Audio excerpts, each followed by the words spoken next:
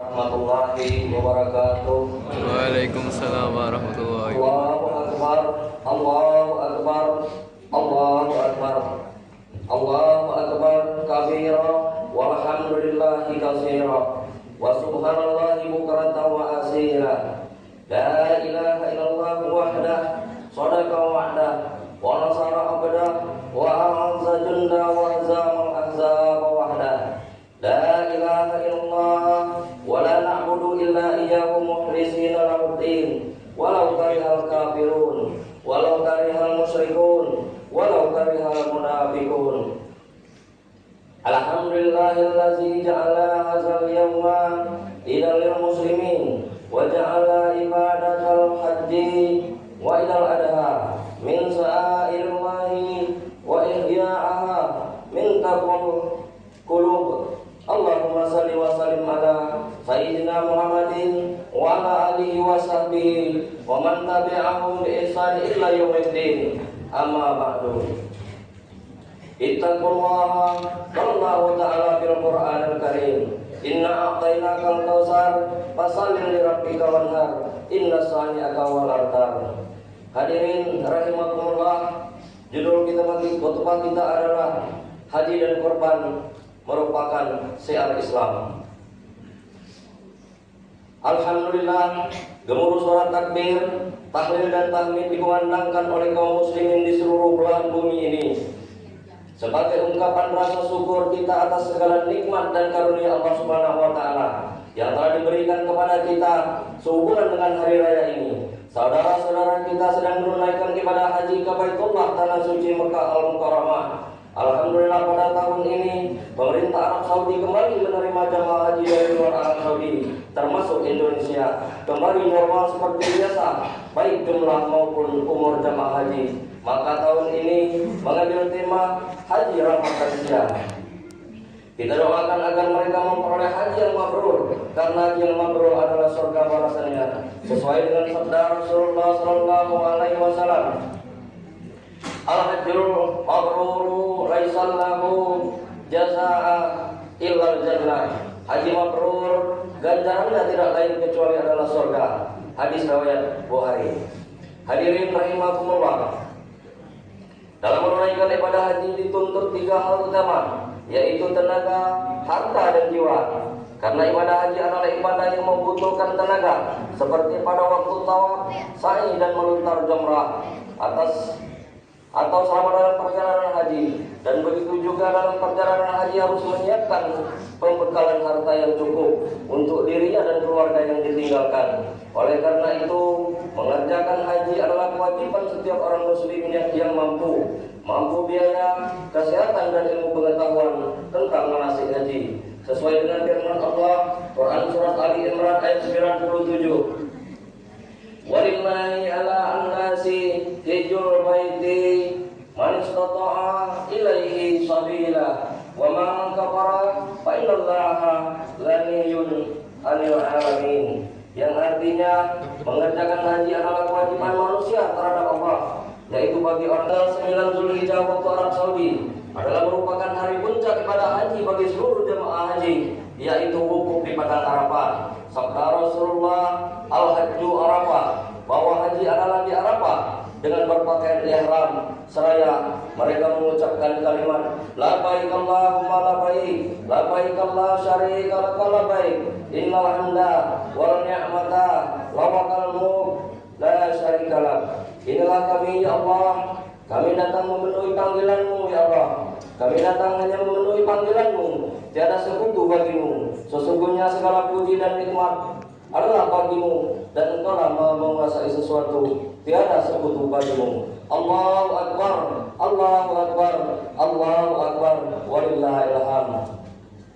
Kemudian pada hari raya Idul Adha ini pula, bagi yang mampu agar menyembelih hewan kurban yang merupakan syariat Nabi Ibrahim yang kemudian dilanjutkan dalam syariat Islam sesuai dengan perintah Allah dalam Quran surat Al-Kautsar ayat 1 sampai 3. Inna a'tainakal kautsar fashalli li rabbika wanhar inna shani'aka wal abtar. Yang artinya sesungguhnya kami telah memberikan kepadamu nikmat yang banyak, maka dirikanlah salat karena Tuhanmu dan berkorbanlah. Sesungguhnya orang-orang yang yang membenci kamu, dialah yang terputus. Allahu Akbar, Allahu Akbar, Allahu Akbar.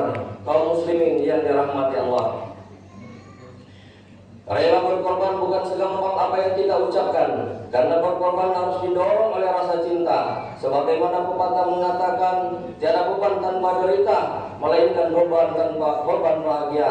Tiada korban tanpa cinta, selain korban yang sia-sia. Pepatah tersebut dapat kita buktikan kebenarannya bahwa seorang ayah tidak akan rela berkorban untuk anak dan istrinya jika dia tidak cinta kepada anak dan istrinya.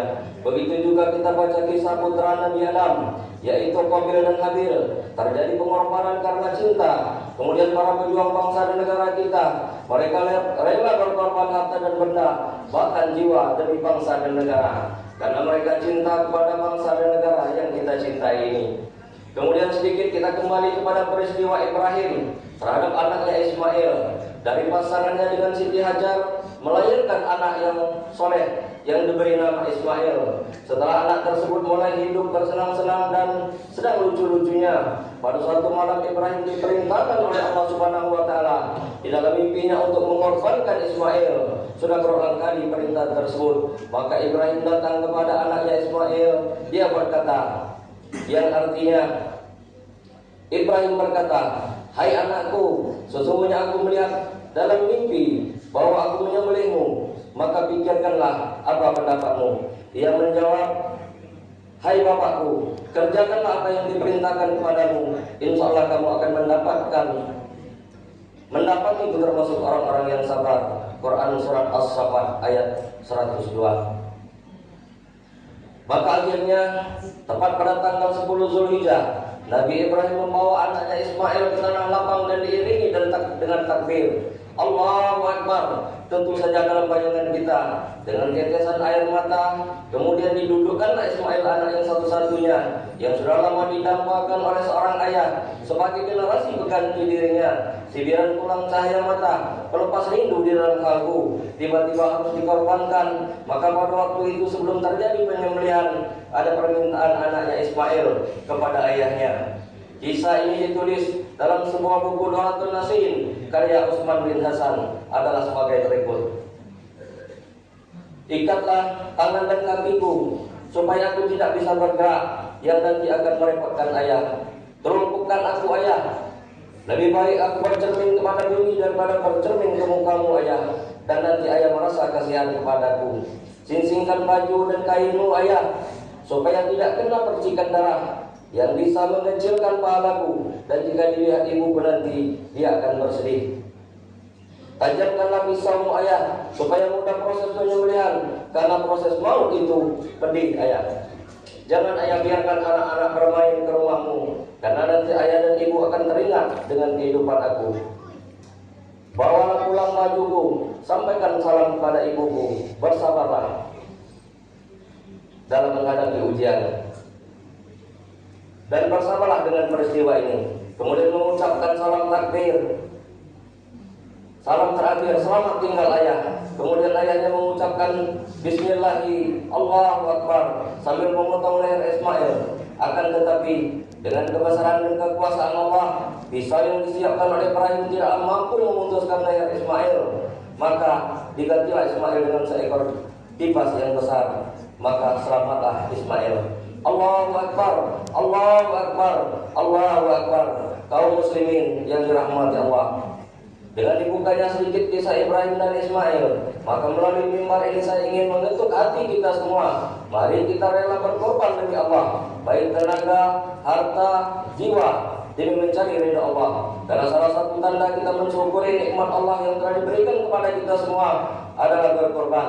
Jika ada di antara kita yang telah mempunyai kecukupan tapi tidak mau berkorban, maka ancaman Rasulullah sangat keras. Sebagaimana hadisnya yang artinya, barang siapa yang mempunyai kecukupan untuk berkorban dan ia tidak suka, maka janganlah dekat-dekat tempat sholat kami, masjid. Hadis riwayat Ahmad dan Ibnu Majah.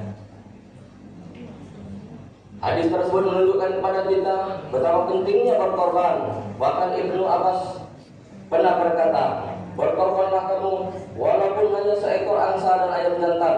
Walaupun jumhur ulama agama tidak membolehkan kita berkorban ayam atau angsa. Allahu Akbar, Allahu Akbar, Allahu Akbar. Kaum muslimin yang dirahmati Allah, mari kita sama-sama meningkatkan syiar agama Islam ini dengan cara menunaikan ibadah haji bagi yang sudah mampu, dan memotong hewan korban bagi kita yang belum mampu menunaikan ibadah haji. Dan mari kita tumbuhkan kesadaran kita masing-masing untuk mendekatkan diri kepada Allah dalam rangka untuk mencari ridhonya.